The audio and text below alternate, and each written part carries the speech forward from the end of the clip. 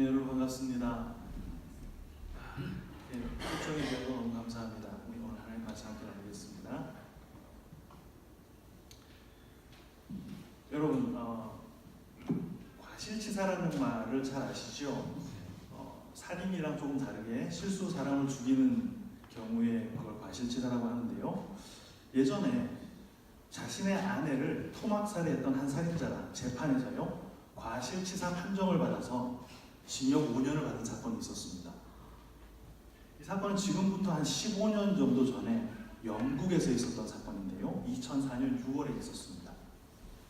당시에 35살 정도 됐던 그 폴 달튼이라는 사람이 있었는데 그 영국인이 자기 아내를 그렇게 살해한 뒤에 그 시체를 토막내서 유기했던 아주 끔찍한 사건이었어요.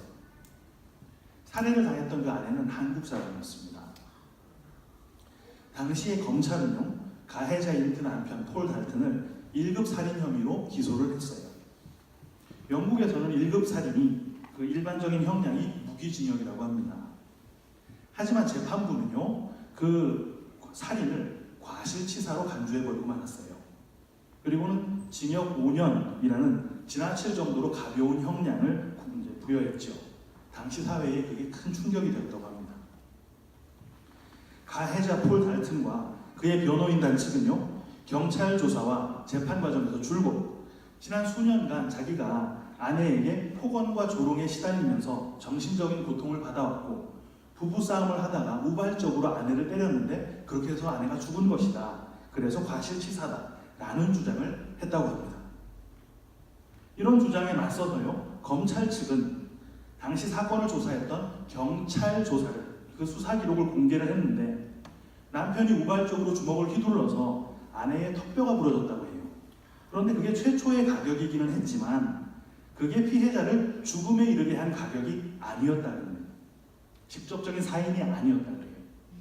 실제 그 아내가 죽게 된 것은 쓰러져 기절한 그 아내를 지속적으로 폭행을 했고 결국 그 추가적인 폭행 때문에 아내는 죽었고요. 뒤이어 그 시체를 토막낸 것까지 본다면 도저히 이거는 우발적인 살인이다라고 할 수 없다. 과실치사가 불가능하다라는 주장을 그 검찰 측에서는 했다고 합니다. 당시 이 사건이 한국에까지 알려져가지고 한국의 여러 기관과 그런 단체들이 영국의 재판부로 항의 투서도 보내고 메일도 보내고 막 했다 그랬죠. 하지만 끝끝내 영국 재판부는요 그 사건을 과실치사로 종결을 지었습니다. 그리고는 형량도 5년으로 끝나고 말았어요. 여러분, 과실치사와 살인의 차이는 잘 아시는 대로 그 피해자의 죽음이 가해자에 의해서 의도가 되었느냐 아니냐라는 차이입니다. 만약 가해자의 의도된 가해에 의해서 피해자가 죽음에 이르렀다면요 그것은 두말할 나위 없이 살인죄가 적용이 되겠지요.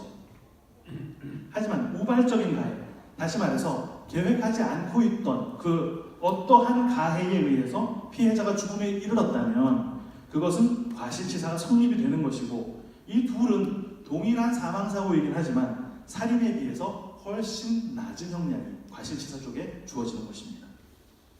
어떻습니까 여러분? 여러분들이 생각하시기에 자기의 아내를 때려서 쓰러뜨린 뒤에 추가 폭행을 가하고 시체로 토막내서 유기한 이 폴 달튼이라는 사람은 1급 살인일까요? 아니면 과실치사였을까요? 오늘 여러분과 함께 나누려는 말씀은 예수님께서 십자가상에 달린 채 말씀하신 한 말씀, 우리는 그것을 가상칠언이라고 하는데요 그 가상칠언 가운데 첫 번째로 하신 말씀, 아버지 저들을 사하여 주시옵소서 자기들이 하는 일을 알지 못함이니이다 라는 말씀에 대해서 나누려고 합니다. 이 말씀을 제가 세 번역으로 한번 다시 읽어드릴게요. 그때에 예수께서 말씀하셨다. 아버지 저 사람들을 용서하여 주십시오. 저 사람들은 자기네가 무슨 일을 하는지를 알지 못합니다.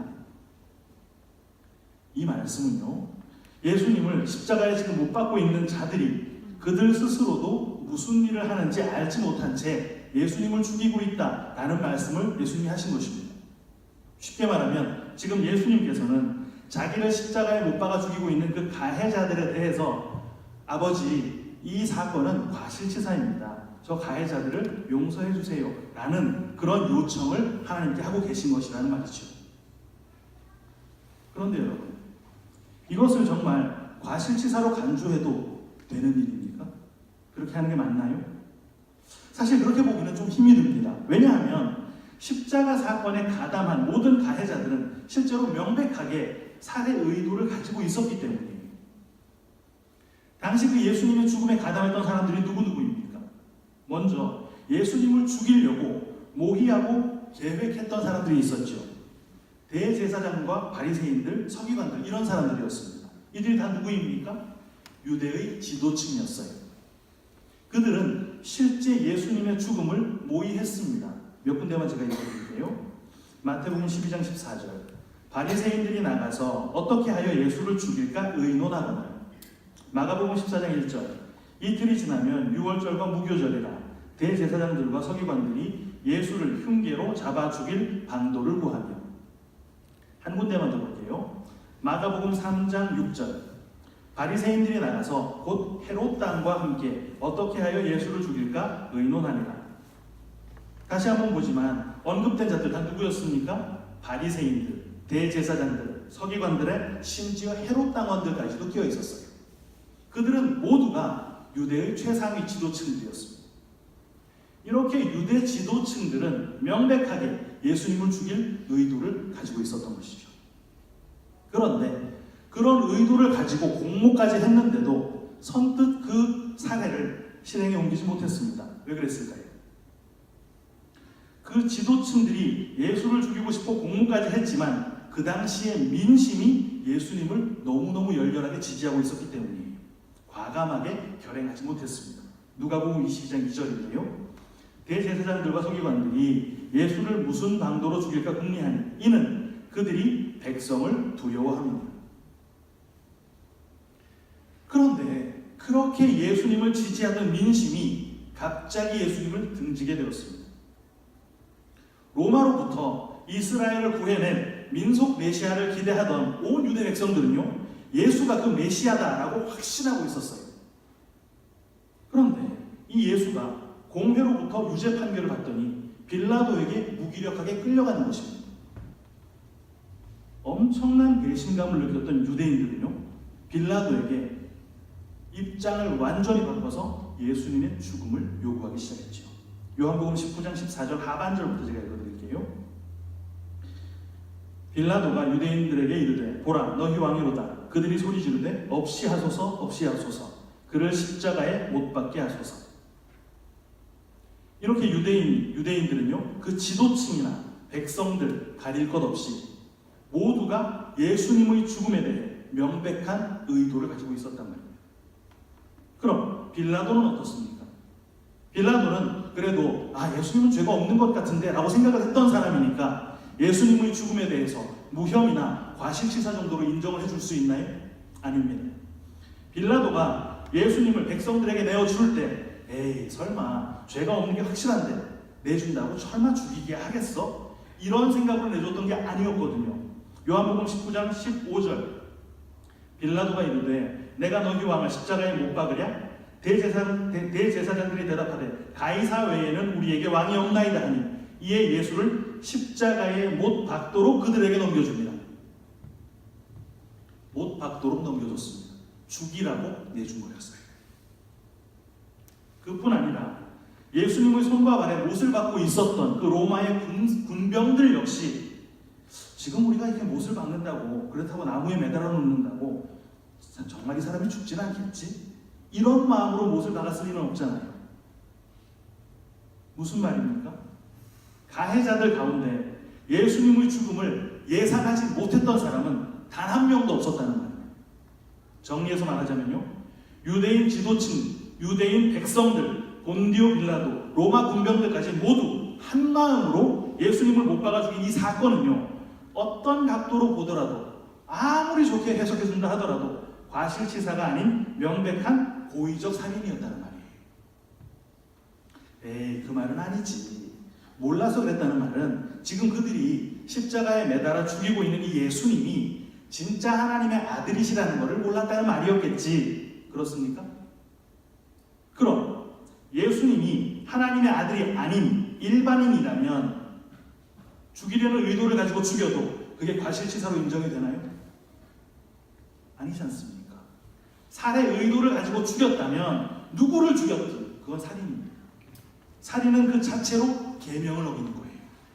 그러니까 지금 예수님께서 저들이 하는 일을 알지 못합니다. 그러니 용서해 주세요 라고 하나님 아버지께 요청하신 그 말씀은 1급 살인을 과실치사다 라고 우기는 것과 같은 다소 억지스러운 말씀이라는 말입니다. 궁금한 점은 그게 다가 아닌데요. 지금 예수님께서는 가해자들에 대한 그 용서를 하나님 아버지께 요청을 했습니다. 그런데 왜 예수님 스스로 그 죄를 사하지 않으시고 하나님께 요청을 한 걸까요? 죄 사하심은 성부 하나님의 고유한 영역입니까? 아니에요. 성자 하나님이신 예수님 역시 죄 사하실 권세를 가지고 계신 분입니다. 누가복음 5장 24절 상반절인데요. 그러나 인자가 땅에서 죄를 사하는 권세가 있는 줄을 너희로 알게 하리라 하시니, 예수님께서 다소 억지스러울 정도로 그들의 죄를 용서하고 싶으셨다면 직접 지금 못을 갖고 있는 로마 군병들을 포함한 빌라도와 유대 백성, 유대 지도층들에게까지 그 모든 가해자들에게 얘들아 내가 너희 다 용서한다 라고만 하셨어도 충분하셨을 텐데 왜 굳이 하나님 아버지께 요청을 했냐는 말이죠.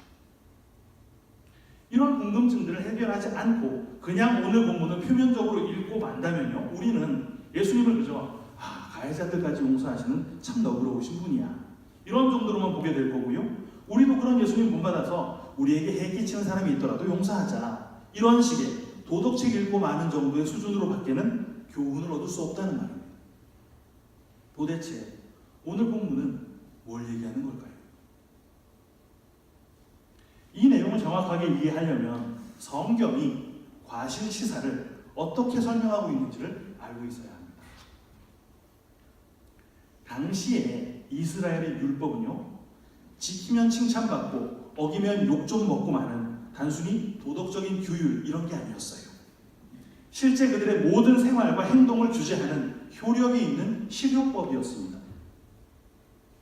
당시 율법은 여러분들 잘 아시는 대로 눈에는 눈, 이에는 이, 동해보복법이었죠. 똑같은 해를 가해서 보복을 가한다는 그런 법이었습니다. 피해 입은 것과 똑같은 상해를 가해서 상대편에게 치명적인 상해를 입히는 것이죠. 그럼 사람을 죽인 자는 어떤 처벌을 받을까요? 레위기 24장 21절인데 짐승을 죽인 자는 그것을 물어줄 것이요 사람을 죽인 자는 죽일지. 당연히 사람을 죽인 자는 죽음으로 자신이 죽인 자의 그 목숨을 갚아냈어야 했습니다. 출애굽기에도 똑같은 명령이 나오는데요, 21장 12절 사람을 쳐 죽일 자는 반드시 죽일 것이나 나라고 뭔가 반전이 있는 것 같은 문장이 됐어요. 그 뒤에 예외의 경우를 붙여놓았습니다. 13절인데요 만일 사람이 고의적으로 한 것이 아니라 나 하나님이 사람을 그의 손에 넘긴 것이면 내가 그를 위하여 한 곳을 정하리니 그 사람이 그리로 도망할 것이며. 네, 이것은 여러분들 잘 아시는 대로 과실치사자들을 위한 도피성에 대한 말씀입니다. 이 도피성이 과실치사자들을 위한 장소였어요. 고의적 살인자들이 아닌 과실치사자들, 신학에서는 이걸 우발적 살인자라고 하는데요, 계획을 한 살인이 아니라 우발적으로 일어난 사건의 살인자다라는 뜻이죠. 그 우발적은 예상치 못했던 그런 우발적인 살인자들을 위해 하나님께서 도피성을 만들어 주셨습니다. 실수로 사람을 죽게 만든 자가 만약 자기가 죽인 그 사람의 가족들에게 붙잡히게 되면 동해보복법에 의해서 자기도 죽게 될 것이거든요. 실수였는데. 그리고 그 사람들이 그 당사자를 잡아서 죽인다 하더라도 눈에는 눈, 이에는 이, 그 법이 있기 때문에 당연한 요청입니다. 죽일 수가 있었어요. 그래서 이 우발적인 살인자들은 자기 생명을 보존하기 위해서 목숨을 걸고 도피성으로 도망을 갔던 것이죠. 그리고는 도망을 친 이후로 절대로 그 도피성에서 나오지를 못했습니다. 왜일까요?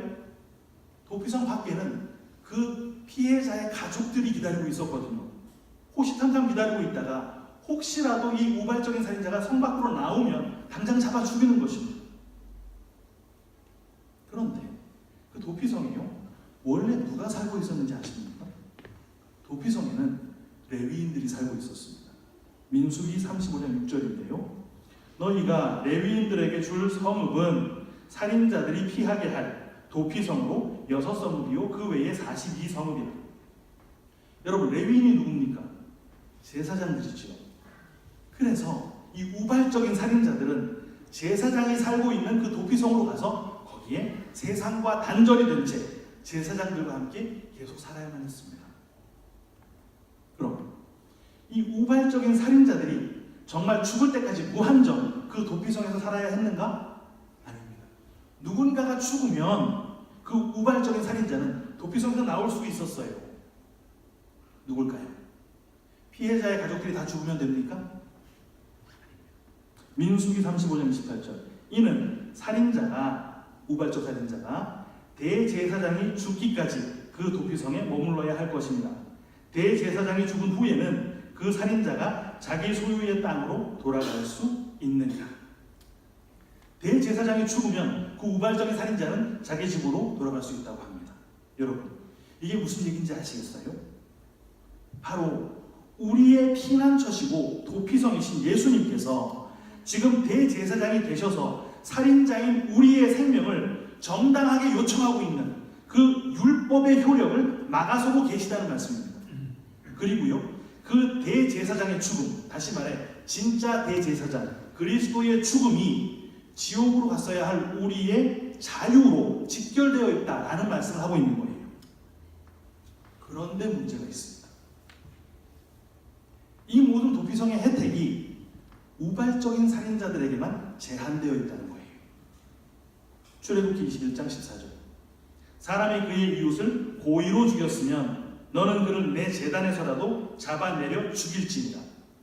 만약 그 살인자가 고의적인 살인자, 고살자라고 하는데요, 고살자라면 도피성으로 도망쳐 들어왔다 하더라도 거기서 끌려나가서 율법의 적용을 받아 사형을 당할 수밖에 없었다는 말입니다. 그리고 우리가 바로 고의적 살인자라는 것이 문제가 되는 것이죠. 여러분, 물론 우리가 지은 수많은 죄들 가운데요, 모르고 지은 죄가 있습니다. 하지만 우리가 지은 그 모든 죄가 다 구지구식간에 정말 우발적으로 지은 죄인가요? 그렇지 않습니다.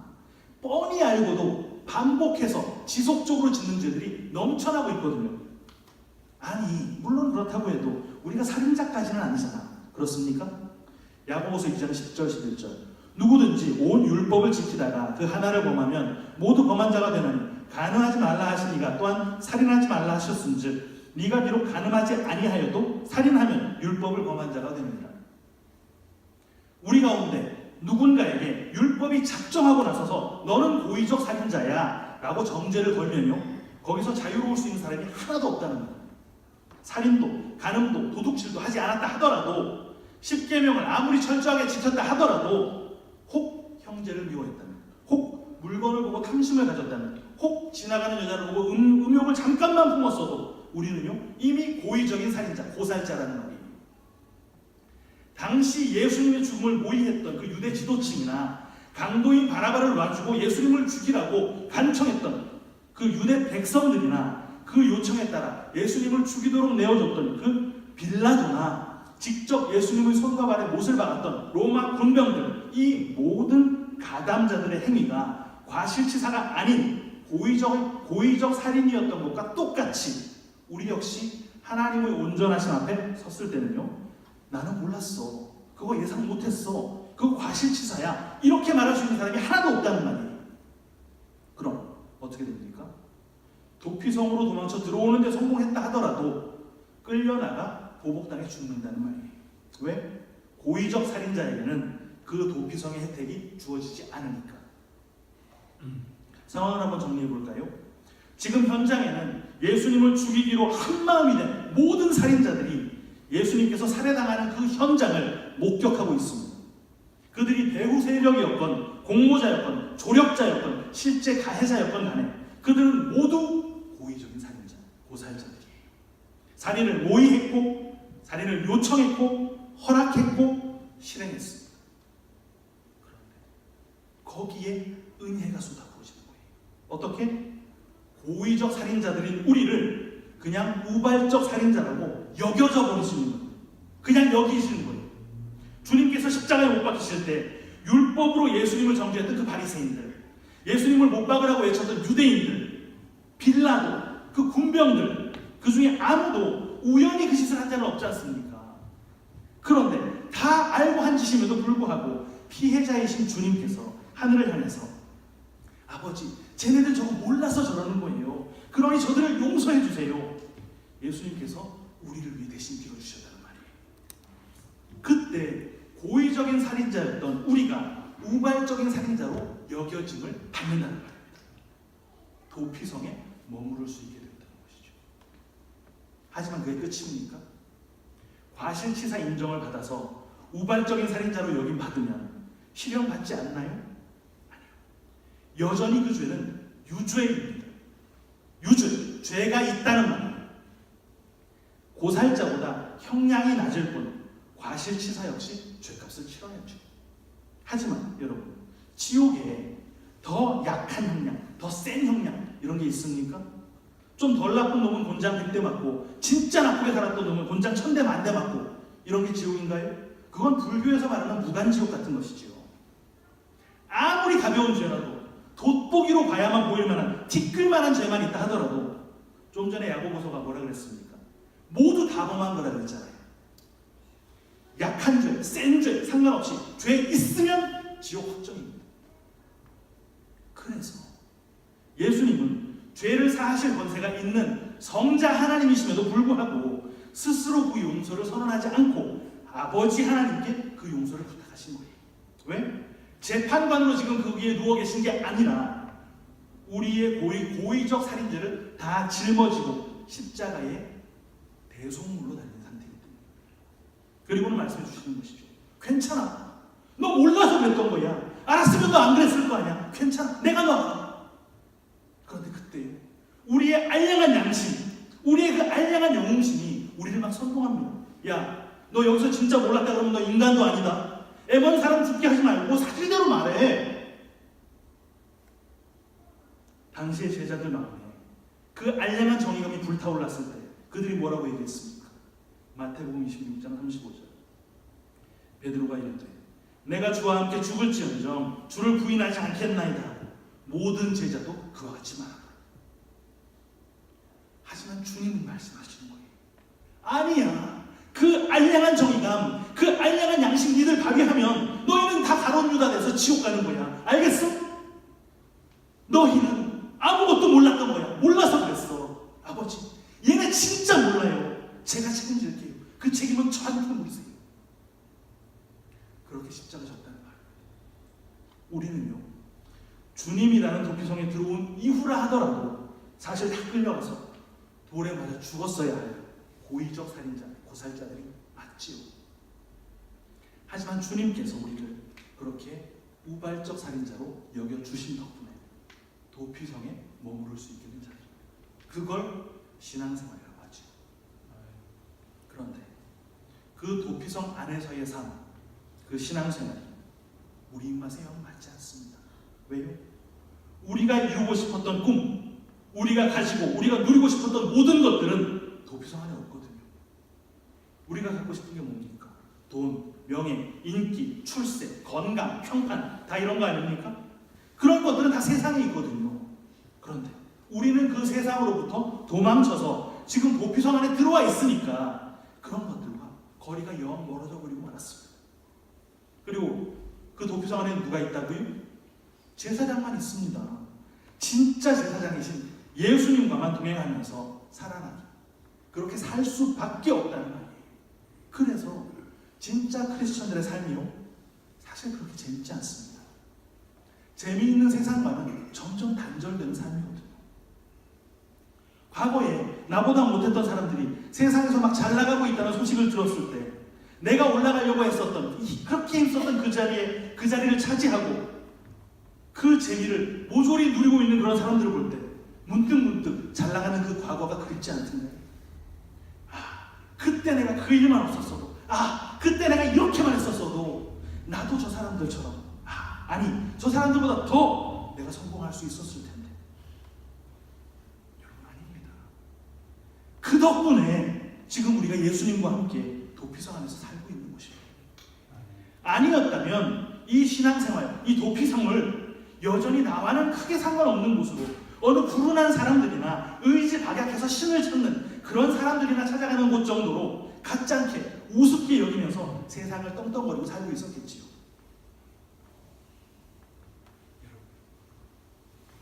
대제사장은요 1년 내내 오늘날의 시가로 2억이 넘어가는 그 화려한 대제사장의 옷을 내내 입고 있습니다. 반드시 입고 있어야만 했어요. 그런데 1년에 단 하루 대속죄일이 되면 대제사장은 그 2억짜리 화려한 옷을 벗어던집니다. 무슨 말인가요? 우리의 대속을 위해 하늘의 진짜 대제사장이 그 화려한 하나님의 아들이라는 영광의 옷을 벗고 죽기 위해 이 땅에 오셨다는 말입니다. 주님의 그 죽으심으로 고의적 살인자였지만 우발적 살인자로 여김받아서 자유함을 확보하신 성도요. 우리가 확보한 이 자유가 언제 완성됩니까? 오늘이요?